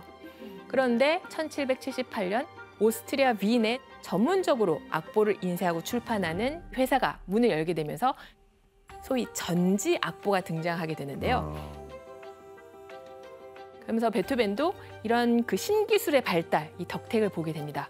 그래서 악보를 보면서 한번 설명해 드릴게요. 네.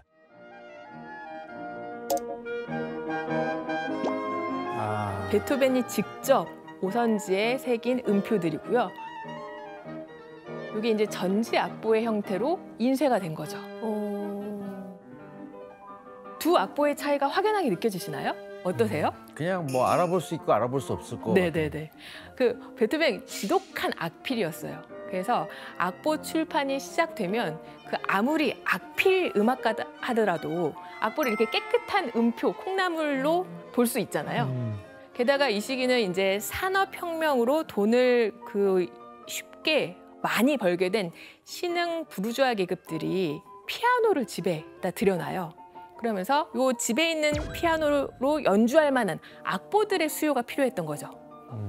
그리고 이때 이 빈에서 가장 인기 있는 음악가이자 악보계의 베스트셀러는 누구다? 베토벤이었던 거죠.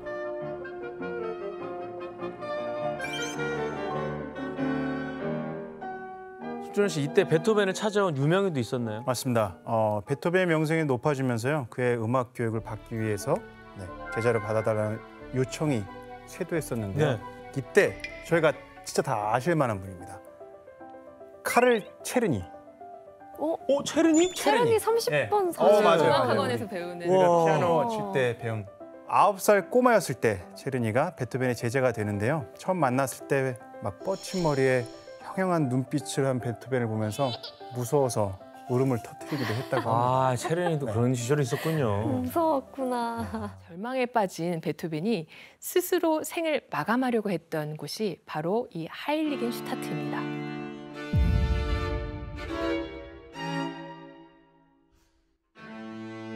왜 그랬어? 그래서 하일리겐슈타트는 베토벤 전기에서 가장 중요하게 다루는 인생의 챕터기도 하거든요. 베토벤이 1796년, 그러니까 26살 때 발진티푸스라는 열병을 앓게 돼요. 근데 그에 대한 부작용이었는지 이 귀에서 윙윙거리는 또 삐찡하는 이명 현상에 시달리게 되는 거예요.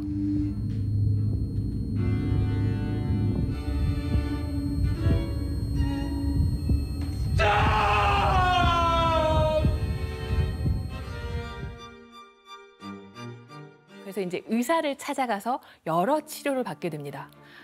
그 중에 하나는 뭐 이 솜을 아몬드 오일에 적셔서 귀에 이제 틀어 맞거나 아니면 약초로 만든 강장제를 복용하기도 하고요. 또 심지어 어떤 의사는 팔뚝에 이 독성을 가진 나무 껍질을 묶어서 그 독성의 즙이 피부 사이로 스며들게 하기도 했대요. 효과 없었을 것 같아요. 그죠? 베토벤은 뭐 찬물 더운 물 가릴 처지가 아니었기 때문에 의사가 시키는 대로 그대로 따를 수밖에 없었는데요. 그래서 한창 치료를 받던 시기에 베토벤이 친구에게 쓴 편지가 있어요. 의사는 지난 몇 달 동안 내 두 팔에 특정 껍질로 만든 즙을 발랐어. 이것은 한 번에 2, 3일 동안 내 팔을 자유롭게 사용할 수 없게 하므로 가장 불쾌한 치료법이야. 상당한 고통이 발생하지만 기울림이 이전보다 다소 감소한 것이 사실이야. 아닌 것 같은데. 이게 너무 아파서 여기가 몰랐던 거 아닐까요? 그럴 수도 약간 있어요. 집중도가 그럴 수도 있어요. 팔이 아프니까. 맞아, 맞아. 이 나무 껍질 치료는 부작용을 가져와서 며칠 동안 피부에 물집이 생겼대요.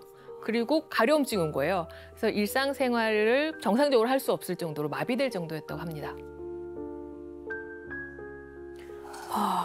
손준호 씨, 네, 베토벤이 청력을 잃어가면서도 작곡을 계속했다면서요. 맞습니다. 베토벤이 정말 대단하다고 느껴지는 게 이런 상황 속에서도 작곡 활동을 멈추지 않았다고 해요. 이때 이 시기에 지었던 곡이 유명한 곡 월광 소나타. 네, 여러분 다 아시죠?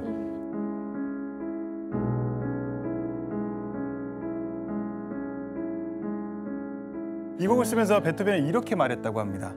운명의 목덜미를 움켜쥘 작정이라고 하면서 아주 작곡 의지를 불태웠다고 합니다. 귀가 아픈데도. 네. 그래서 귀병 결국 나날이 심각해졌고요. 급기야는 이제 이 음악에서 악기에서 높은 음역 소리부터 희미해지기 시작하는 거죠. 그래서 요 높은 음역에서 중음역, 저음역으로 귀가 점점 안 들리기 시작했습니다. 베토벤 엄청난 스트레스에 시달렸겠죠. 그래서 의사가 이렇게 권유해요. 대도시 소음을 떠나서 평화로운 자연에 가서 청력을 한번 회복시켜보자.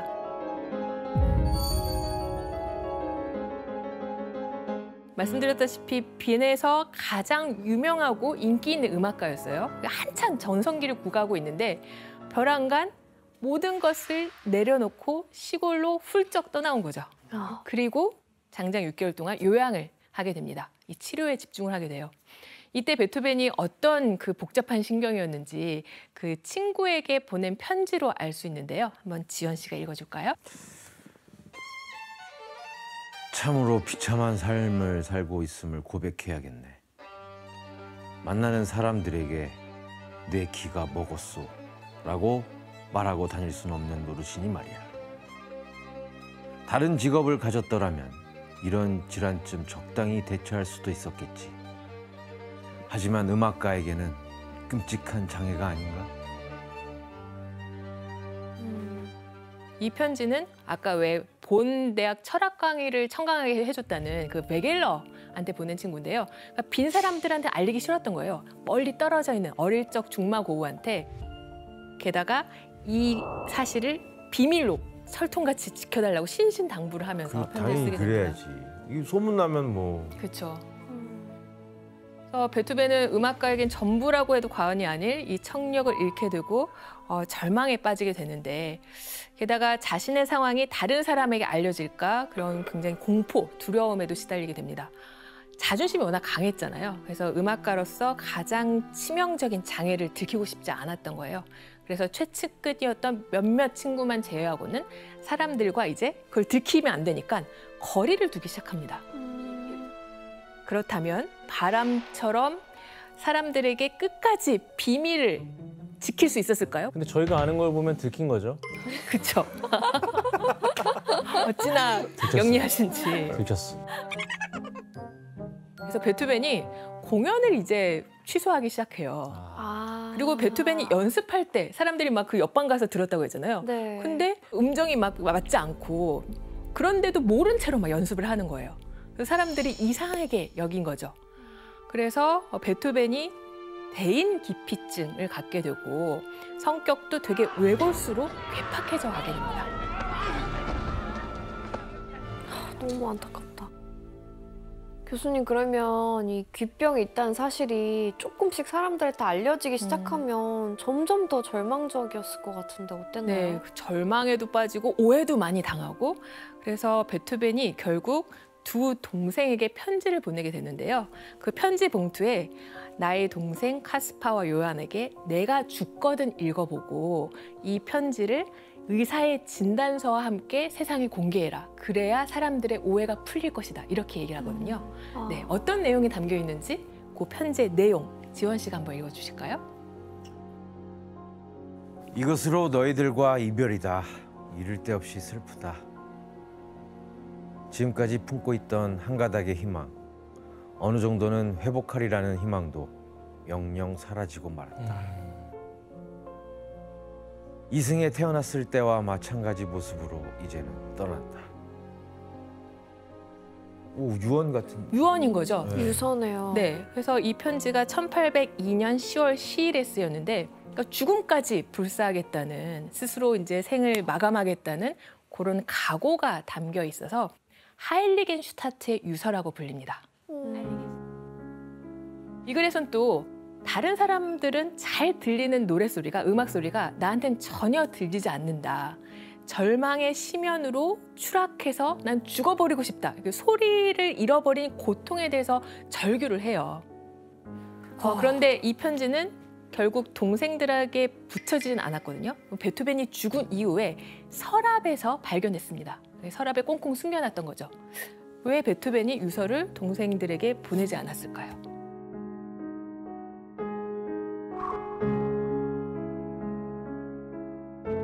희망 조금 남아 있었어요. 희망, 네. 가혹한 운명에 대한 넋두리가 담긴 막 이렇게 편지로 막 낙담하다가 이 편지를 쓰다 보니 감정이 정화되면서 희망의 실마리를 잠게 되는 거죠. 내면에 있는 모든 악상을 불러내기 전에 세상을 떠나는 것은 억울하다. 올 테면 오라. 나는 용감히 맞서겠다. 너무 멋있다. 사실 세상을 원망할 수밖에 없는 상황이잖아요. 왜 하필 나한테 이런 일이. 근데 그런 거를 승화시켜서 계속 음악을 했다는 게 진짜 위인이 많네요. 네, 그래서 이렇게 삶과 죽음의 갈림길에서 베토벤은 음악을 선택했고 이때부터 베토벤은 뭐 신체적인 한계, 또 음악적인 한계 같은 것들을 뛰어넘으면서 무너뜨리면서 창작의 본물을 터뜨리게 됩니다. 바야흐로 이제 악성 베토벤의 시대를 본격적으로 열게 된 거죠. 아, 본격적으로요?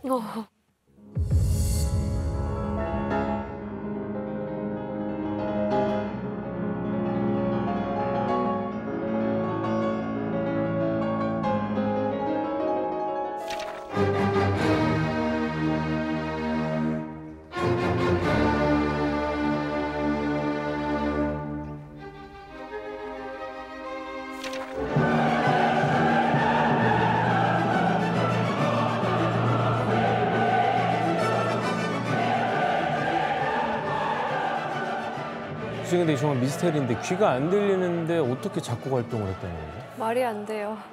그러니까요. 베토벤이 청력을 잃어가는 상황 속에서 작곡을 할 수 있었던 건 그 엄청난 별도의 노력이 있었던 거죠. 인간 승리의 이 드라마가 펼쳐지는데요. 당시에 베토벤이 작곡을 하면서 진동을 이용해요. 어떻게 해요? 어떻게 그걸 네. 이용하지? 와, 이거 진짜 궁금하다.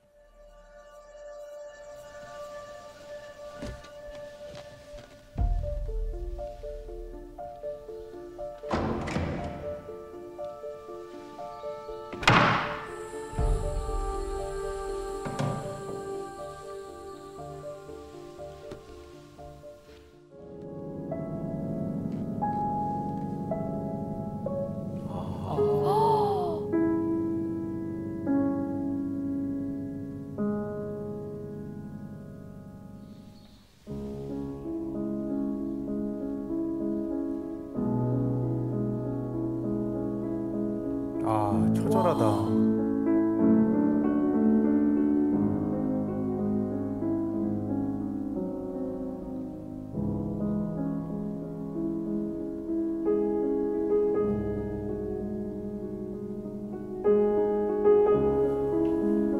저게 가능한가?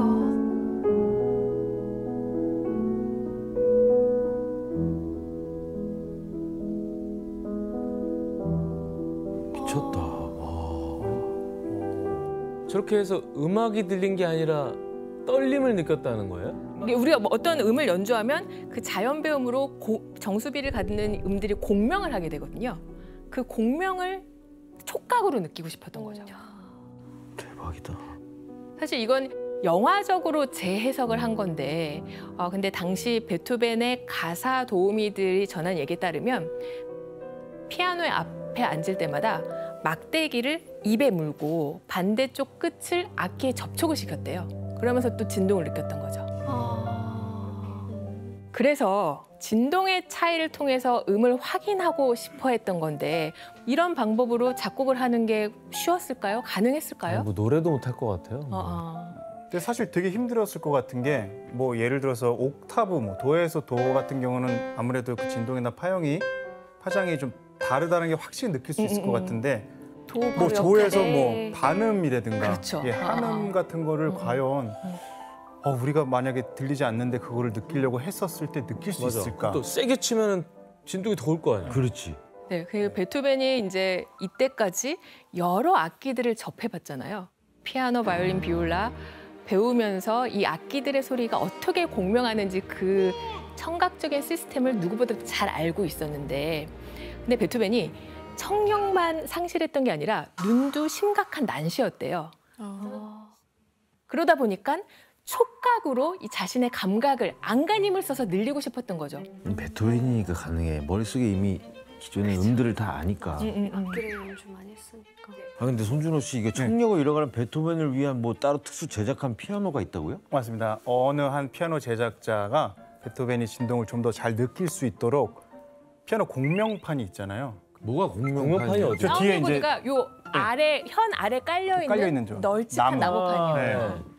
저 공명판이 조각조각 나뉜 게 아니라 한 개의 원판으로 돼 있잖아요. 그래서 저게 좀 더 두꺼우면은 훨씬 진동을 잘 느낄 수 있어서 2배 정도 더 두껍게 만들어서 빌려줬다는 얘기도 있습니다. 더 많이 울리도록. 네, 그래서 이제 대인기피증에도 시달리고 귀도 들리지 않으니까 완전히 자기 자신의 내면에 고립되어서 방 안에 처박혀서 옴쭉달싹하지 않고 오로지 작곡에 매달리거든요. 여기서 또 하나 문제 낼게요. 베토벤이 작곡에 깊이 몰두하는 성향 때문에 빈에서 이것을 많이 한 사람으로도 유명했는데요. 과연 무엇일까요? 정답. 네, 규현 씨? 그 오답이 이렇게 바로바로 생각나요? 네. 또 신기하네요. 정답. 잠수를 많이 타는 사람. 잠수를. 예. 그러게요. 연락이 안 되는 거예요. 연락두절되고. 예. 오답입니다. 빈에서 유달리 이걸 많이 했다. 정답! 혜성 씨?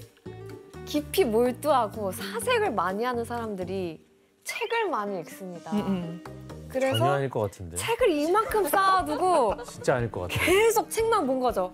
책벌레처럼. 아예 아닌 것 같아. 작곡 안 해요? 혜성 씨 아직 오답입니다. 약간 힌트 좀 주세요. 힌트요. 하도 막 두드려 패면서 막 이 촉각으로 음악을 느끼려고 하다 보니까 늘 시끄러웠던 거죠. 이웃들의 불평을 많이 받았었어요. 그러면 정답? 네, 니키 씨? 너무 이웃들이랑 너무 많이 싸워서 이사를 많이 갔어요. 이사. 네. 니키 씨 정답입니다. 상상도 못했다. 행동으로만 생각했지. 네, 베토벤이 이제 1792년 그 22살의 나이로 빈에 정착을 하잖아요. 근데 빈에서 사는 동안 무려 80번 넘게 이사를 다니게 됩니다. 80번 넘게 이사를 다니게 됩니다. 와. 빈 안에서만요? 빈 안에서만. 와. 그래서 밤낮으로 작곡을 하면서 피아노 막 두드려 부시면서 촉각으로 느꼈기 때문에 이웃들 시끄러워서 잠을 자지 못했고 그래서 쫓겨나듯이 자주 이사를 다닐 수밖에 없었던 거죠. 요즘 태어났으면은 아마 문제 많이 생겼을 거예요. 맞아요. 왜냐면 층간소음으로 우리 고통 많이 요즘 받아요. 태어났으면 작업실에서 하면 되죠. 그런가요? 그러네. 왜 집에서 굳이 해요? 그리고 또 베토벤이 작곡하다가 잘 풀리지 않으면 찬물을 머리에 부어서 머리를 일깨우는 그런 습관이 있었대요. 방에서 물을 부으니까 그 아래층 어떻게 되겠어요? 홍수나죠. 물이 떨어지겠죠. 그쵸, 누수 현상. 물이 새어 나오니까 이상이네. 더 문제를 일으켰고 진상 맞습니다. 그럼 교수님, 그럼 베토벤이 아까 나왔던 유서 사건 이후로 가장 처음 몰두했던 곡이 어떤 곡일까요? 네, 그 하일리긴 슈타트를 1802년에 쓰고 그 이듬해인 1803년에 베토벤이 단 한 명의 영웅을 위해서 교향곡을 쓰기로 결심을 하거든요. 이 영웅이 누구냐면 베토벤이 역사의 수호자라고 부르면서 존경을 아끼지 않았던 프랑스의 나폴레옹 보나파르트였습니다.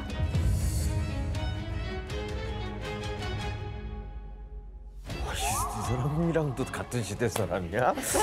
와, 나폴레옹이랑도? 이렇게 엮여요, 다 인물들이. 베토벤 계몽주의 사상에 매료됐다고 했잖아요. 프랑스 왕정을 나폴레옹이 무너뜨리잖아요. 그래서 새로운 영웅으로 이제 부상을 하죠. 그래서 나폴레옹이 하도 꽂힌 나머지 베토벤이 이 음악 활동의 근거지를 빈에서 파리로 옮겨볼까 고민할 오. 정도였다고 해요. 그러니까 나폴레옹 이런 말도 되게- 했다고 하는데 지원 씨 한번 읽어주실까요? 내가 음악 예술을 이해하는 것만큼 전쟁에 대해서 이해하지 못하는 것이 안타깝다. 그랬더라면 나폴레옹을 정복할 수 있을 텐데. 여기서도 베토벤 성격이 나오죠. 존경의 대상이지만 동시에 정복을 하고 싶어하는 그런 양가 감정이 있는 거예요. 나폴레옹을 향한 팬심, 베토벤의 그 특유의 팬심이라고 볼 수 있는데, 그래서 베토벤이 나폴레옹에 헌정하는 교향곡을 쓰게 됩니다. 소위 걸작의 숲이라 불리는 요 시기의 대표곡이 탄생하는데요. 어떤 곡인지 한번 들어볼까요? 어떻게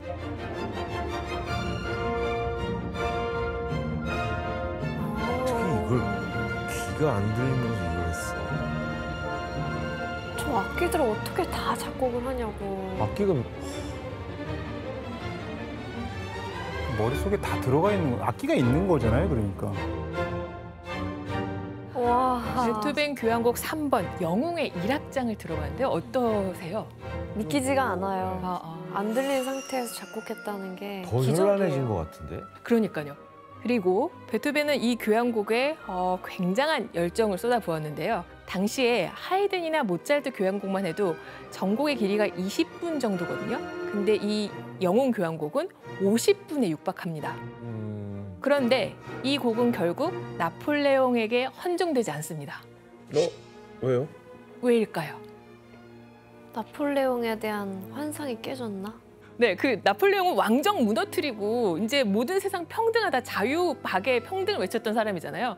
근데 나폴레옹이 스스로 황제의 자리에 올랐기 때문이에요. 그래서 이 그림을 보시면 나폴레옹이 스스로 황제에 오른 대관식의 모습이에요. 이 노틀담 성당인데 이 소식을 듣고 베토벤이 엄청난 배신을 느끼고 모욕감까지 느꼈다고 해요. 그래서 원래 베토벤의 세 번째 교향곡 표지에 제목으로 보나파르트라는 부제를 붙였었는데요. 근데 그 보나파르트 그걸 이제 지워서 긁어내게 됩니다. 이게 악보 표지예요. 근데 여기 중간에 구멍이 뚫린 자리가 보이죠. 보나파르트라고 원래 써 있었던 거예요. 그러니까 영웅의 원제가 보나파르트였던 거네요. 네, 그래서 결국 이 교향곡의 제목을 보나파르트에서 심포니아 에로이카, 그러니까 한 특정 인물을 칭하는 것이 아니라 보편적인 영웅을 기리는 그런 작품으로 출판을 하게 됩니다. 그리고 음악 내부로 들어가자면 화성 복잡해졌고요. 조바꿈 이상해졌고요. 불협화음 과감하겠어요. 왜냐하면 들리지 않으니까. 그래서 청중들이 이 곡 너무 이상해, 괴상해 라고 혹평을 하게 됩니다. 그리고 당연히 파리에 가서 활동하려던 계획도 취소하고 철회했죠.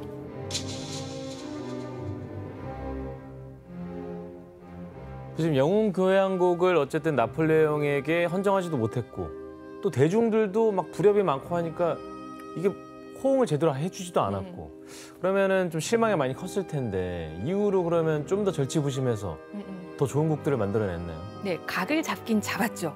그런데 베토벤 워낙 대중의 취향에 맞춰서 곡을 쓰는 사람이 아니잖아요. 니들이 뭘 알아? 오히려 자신의 개성을 더 뚜렷하게 드러낼 수 있는 그런 방향을 취하게 되는데요.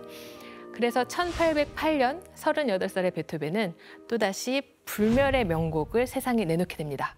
어떤 곡인지 한번 같이 들어볼까요?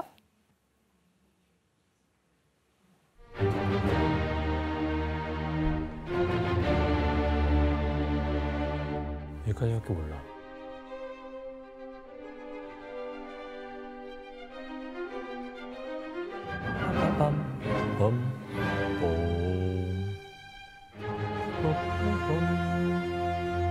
지원 씨, 이 테마 어떻게 느껴지세요? 일단 그 기존에 지금 들었던 것보다 되게 깊이가 있게 들려요. 네, 그래서 베토벤의 교향곡 5번 운명은 청력 상실이라는 운명의 불가항력을 극복하려는 의지가 강렬하게 드러났다고 얘기를 하는데 이 곡을 들을 때 우리가 쇼파에 이렇게 널브러져서 편안하게 들을 수 있을까요? 좀 기상하긴 해야 될 것 같아요. 그죠? 약간 비장한 마음가짐이 딱 들어요. 아하. 네, 그래서 마냥 편안한 멜로디가 아니라 요 운명 모티브. 무거워요, 무거워. 네, 단 4개의 음표로 이루어진 모티브가 3악장, 4악장에도 전혀 다른 음악적 의미를 가지고 등장을 해요.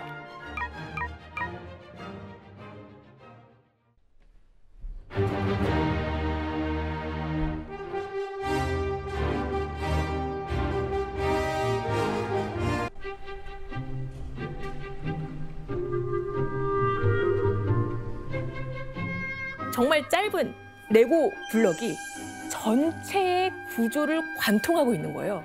근데 그 전체의 구조를 관통하는 걸 알아채려면 집중하고 몰입해서 들어야 되는 거죠. 그래서 베토벤이 운명 교향곡을 통해서 청중들의 감상 태도에 격렬한 변화를 일으켜요. 한번 그림으로 확인해 볼게요. 네, 베토벤 교향곡을 감상하고 있는 청중의 모습을 그린 건데 어떠세요? 눈을 감거나 눈을 굉장히 뭐라 그래야 될까요? 불알이거나? 네. 변해 보이지 않아요. 오, 그러네. 뭔가 심취하면서 듣고 있죠. 그러니까 한음 한음 놓치지 않고 몰입해서 듣게 하는 어떤 강렬하고 심오한 에너지가 이 베토벤 교향곡에 담겨 있는 거예요. 맞아요. 그래서 뭐 운명의 노크 소리, 첫문을 열면서 두드리면서 뭐 끝날 때까지 청중의 몰입을 이끌어내는 힘이 굉장했다. 뭐 이런 기록이 있는데요. 손준호 씨, 근데 네. 이 곡도 원래 제목이 운명 교향곡이 아니에요? 아니었습니다. 원래 제목은 교향곡 5번. 에이. 심플하죠? 네. 네. 아이. 근데 베토벤의 추종자였던 안톤 쉰들러라는 사람이 운명은 이렇게 문을 두드린다 라고 말했다고 주장을 했대요. 그래서 이 곡이 운명 교향곡으로 명명이 돼서 불려진다. 예, 이런 얘기가 있더라고요. 따다다단 이런 느낌으로. 네. 아, 그렇죠. 베토벤은 귀가 들리지 않았지만 자신이 작곡한 교향곡은 직접 지휘를 해요. 와. 그럼 여기서 한번 문제를 내볼게요. 아 이건 알죠 제가. 저도 알아요.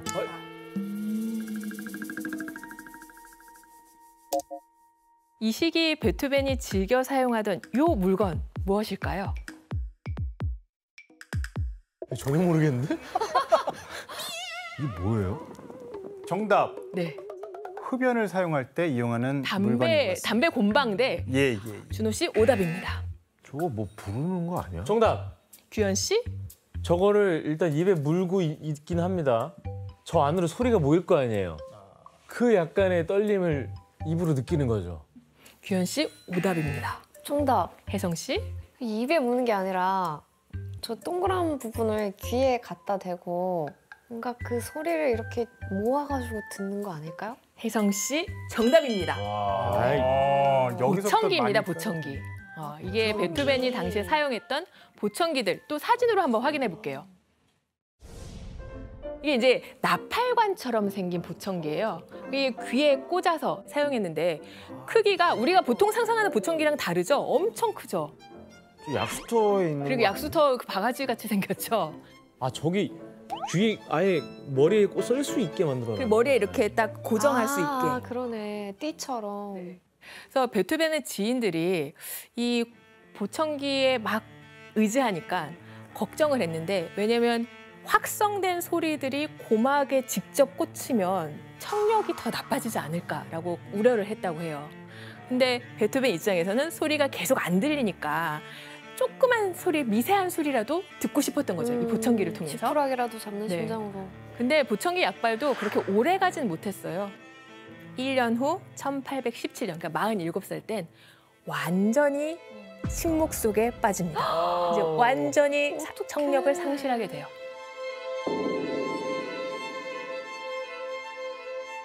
니키 씨, 그러면 이제 귀가 아예 안 들리게 됐는데 의사소통을 어떻게 하는 거예요, 사람들이랑? 네, 그때부터 이제 베토벤 자기의 그런 장애를 드러내고 이제 사람들이랑 다시 소통하기 시작했는데 이때 내밀었던 게 바로 대화 노트예요. 이제 대화 노트 썼는데 거기 이제 상대방한테 할 말 거기다 적어달라고 했대요. 근데 좀 한 가지 아쉬운 점은 그 상대방의 말만 남아있고 베토벤은 이제 아마 말로 대답했을 것 같은데 베토벤 직접 무슨 얘기했는지 자세하게 알 수는 없어요.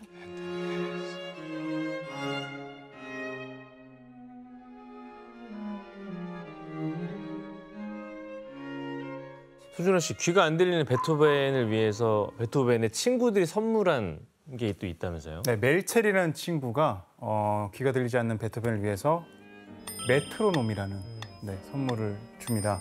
베토벤이 이 기기를 매우 사랑해가지고요. 메트로놈은 희대의 발명품이다라는 말까지 했을 정도였는데요. 사실 베토벤의 무덤도 보시면은 메트로놈 형상이라고 했습니다. 우와. 아, 신기하다. 베토벤이 이제 침묵과 무음의 세계로 빠졌는데 청력을 잃었기 때문에 그런데도 음악에 대한 열정은 놓지 않았어요.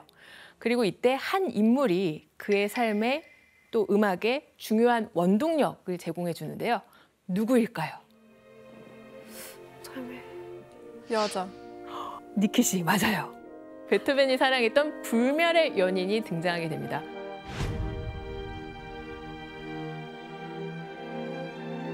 뭐 여담이지만 베토벤은 육체적 사랑은 등한시했었어요. 맞아요, 영혼의 결합을 굉장히 정신적으로만. 고상하게 추구했었습니다. 그리고 다른 플라토닉 예술가보다 여자 관계가 늦어.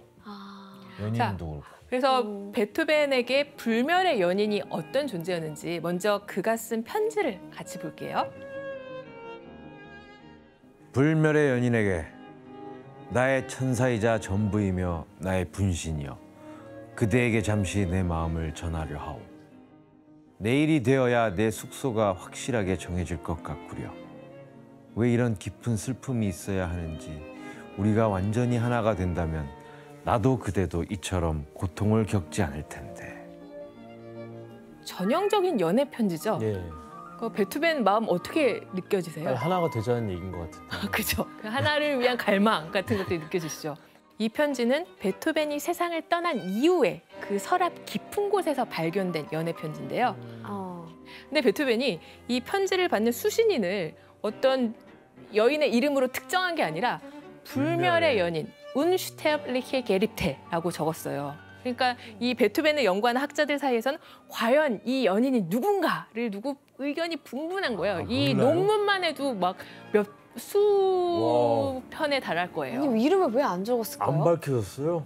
그래서 1970년대 한 베토벤 연구자가 한 여인을 유력한 후보로 특정을 하게 됩니다. 과연 누군지 사진으로 확인해 볼게요. 베토벤 연구가가 있어. 안토니 브렌타노라는 여인인데요.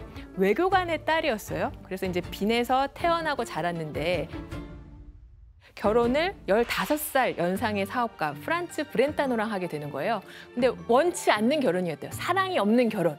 그러면서 이제 빈을 떠났다가 아버지가 위독하다는 소식을 듣고 다시 고향 빈으로 돌아왔는데 그때 40살의 베토벤과 처음 만나서 이제 썸을 나누게 되는 거죠.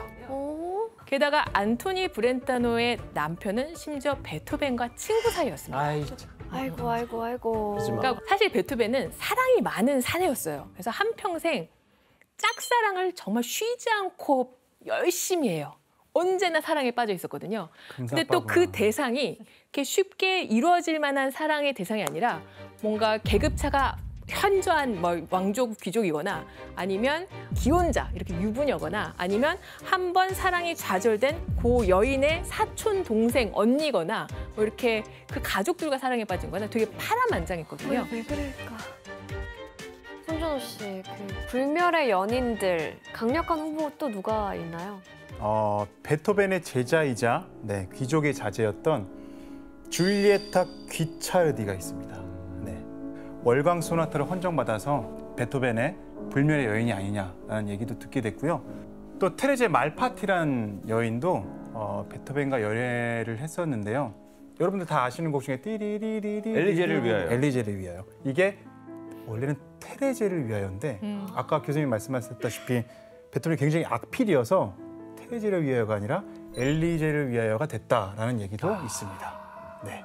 근데 왜 안토니가 가장 유력 후보로 꼽히는 거예요? 네, 그 베토벤의 불멸의 연인이라고 이렇게 추정되는 거론되는 인물들은요, 알려진 연인들만 해도 9명에 달하거든요. 그래서 뭐 시기마다 이 여인이 불멸이었을 거야, 저 여인이 불멸이었을 거야, 막 이렇게 추측이 분분하다가 지금 현재는 연구상으로는 안토니 브렌타노가 가장 강력한 후보로 손꼽히고 있습니다. 그래서 이렇게 베토벤이 어느 누구와도 사랑이 이어지지 못한 채로 소리도 잃고 세상에서 홀로 고독한 사내의 삶을 살아가고 있었던 거죠. 외로워. 그리고 1813년, 더 20년까지를 7년 동안 딱 6곡밖에 작곡을 못해요. 그러니까 굉장한 침체기를 겪었는데요. 청력도 상실했지만 걸어다니는 종합병원이라고 불릴 정도로 온갖 병에 시달렸어요. 그래서 당시 기록을 보면 궤양성 대장염, 류머티즘, 황달, 간경변, 폐렴, 편두통, 만성복통, 병력이 굉장히 화려해요. 하나만 있어도 힘들겠다. 그러니까요. 몸이 아프다 보니까 성격도 거기에 영향을 받겠죠. 귀도 안 들리고, 그러니까 맞아. 더 괴팍해져 갖고. 그래서 베토벤이 스스로 자기 일기장에 자신의 성격을 이렇게 해설을 합니다. 나는 심술구저, 나는 고집불통이야, 인색해, 불같아. 스스로 그렇게 인정을 했던 거예요, 자기 성격을. 이렇게 고독한 일상 속에서도 베토벤에게 뭐 여전히 유일한 힘이 됐던 건 음악이었어요. 그래서 또 한 번 세상을 깜짝 놀라게 할 불멸의 음악이 탄생하게 됩니다.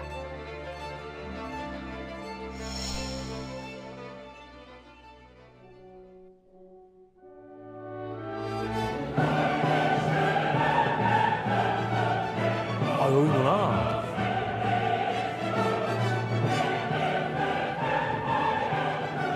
웅장하다.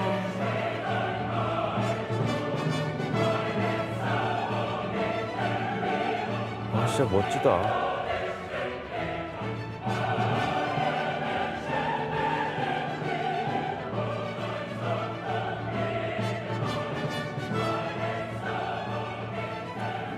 이게 어떻게 머릿속으로 들렸을까?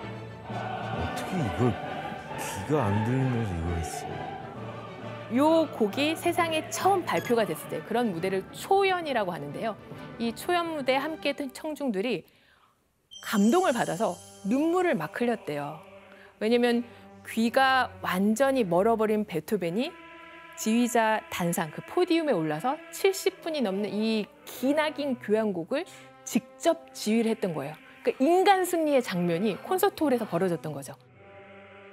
근데 작곡은 뭐 머릿속에서 한다고 하지만 안 들리는데 이걸 어떻게 그렇죠. 지휘를 하죠? 베토벤은 청력 완전 잃었잖아요. 어떻게 지휘했는지 한번 그림으로 확인해 볼게요. 베토벤 가운데 있죠. 그리고 그 앞에 보조 지휘자가 있어요. 이 초연 당시에 지휘자가 3명이 더 있었어요. 그래서 현악을 관장하는 지휘자, 합창을 관장하는 지휘자, 그리고 베토벤 앞에서 전체 합창과 이 오케스트라를 이끄는 지휘자. 베토벤이 누구의 도움도 없이 이 엄청난 곡을 지휘하는 건 사실 물리적으로 불가능한 일이었겠죠. 그래서 이 베토벤 앞에 실질적으로 악단을 이끄는 라우프라는 지휘자를 세웠고 그 뒤에 베토벤이 섰는데 베토벤은 귀가 들리지 않지만 혼신의 힘을 다해서 지휘를 했다고 합니다.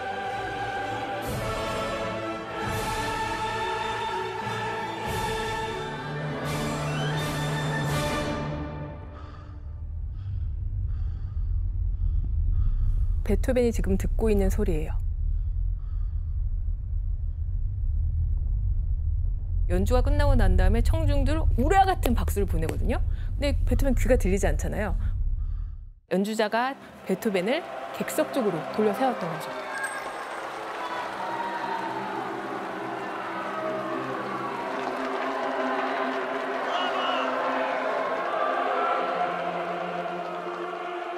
대단한 사람이에요.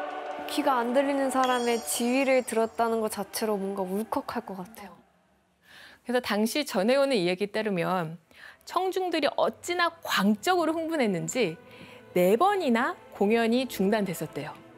그리고 경찰까지 나서서 공연장의 질서를 바로잡아야 될 정도로 그 초연의 열기가 아주 뜨거웠다고 합니다. 네, 그런데 이 합창교향곡 이후에 베토벤 이제 말년 생명이 점점 꺼져가게 됩니다. 병세가 점점 심각해져요. 아이고. 몸이 아프다 보니까 마음도 건강하지 않았겠죠. 그래서 우울증도 굉장히 심각하게 앓았었고, 그래서 결국 1827년 베토벤은 57살의 나이로 세상을 떠나게 됩니다. 베토벤의 사망 원인은 간염으로 인한 간경변으로 지금 추정을 하고 있고요. 이 그림뿐만 아니라 데드마스크를 남길 정도로 사람들이 그의 죽음을 추모했습니다. 그리고 베토벤이 위독하다는 소문이 퍼질 때 이미 언론에서도 보도가 됐었는데요. 이런 문장이 나와요. 하늘이 비할 데 없이 뛰어난 작곡가를 음악의 세계에 오래 머물 수 있도록 해줬으면 좋겠다. 이런 베토벤의 회복을 바라는 기사가 언론에 실리기도 하죠. 그리고 사망 소식을 접한 사람들이 이제 장례식장에 몰려들었는데, 와, 장례식장이 장례식의 아닌데요? 추모 행렬인 거예요. 2만 명이 모여들었대요, 추모객이.